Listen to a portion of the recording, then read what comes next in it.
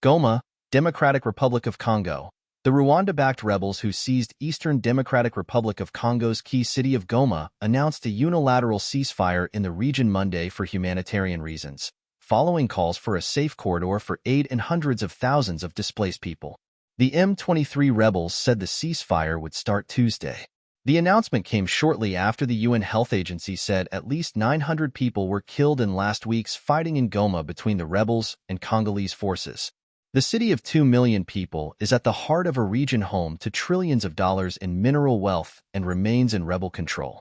The M23 were reported to be gaining ground in other areas of eastern Congo and advancing on another provincial capital, Bukavu. But the rebels said Monday they did not intend to seize Bukavu, though they earlier expressed ambition to march on Congo's capital, Kinshasa, 1,000 miles away. It must be made clear that we have no intention of capturing Bukavu or other areas. However, we reiterate our commitment to protecting and defending the civilian population and our positions, M23 rebel spokesman Lawrence Kanyuka said in a statement. There was no immediate comment from Congo's government. The rebels' announcement came ahead of a joint summit this week by the regional blocs for Southern and Eastern Africa, which have called for a ceasefire. Kenya's President William Ruto said the presidents of Congo and Rwanda would attend. Foreign ministers from the Group of Seven Advanced Economies, or G7, urged parties in the conflict to return to negotiations. In a statement on Monday, they called for a rapid, safe, and unimpeded passage of humanitarian relief for civilians.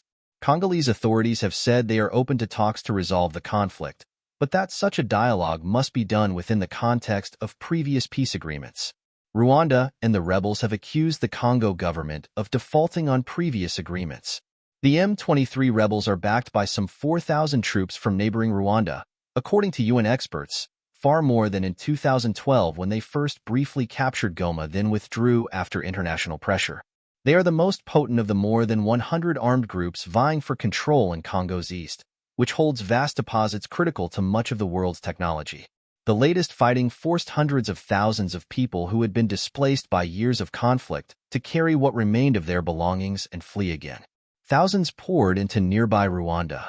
The fighting in Congo has connections with a decades-long ethnic conflict. M23 says it is defending ethnic Tutsis in Congo.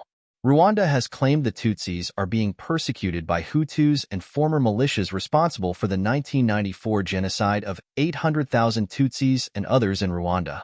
Many Hutus fled to Congo after the genocide and founded the Democratic Forces for the Liberation of Rwanda militia group. Rwanda said the group is fully integrated into the Congolese military, which denies the charges. On Monday, families desperate to identify their loved ones besieged morgues as body bags were loaded onto trucks for burials in Goma.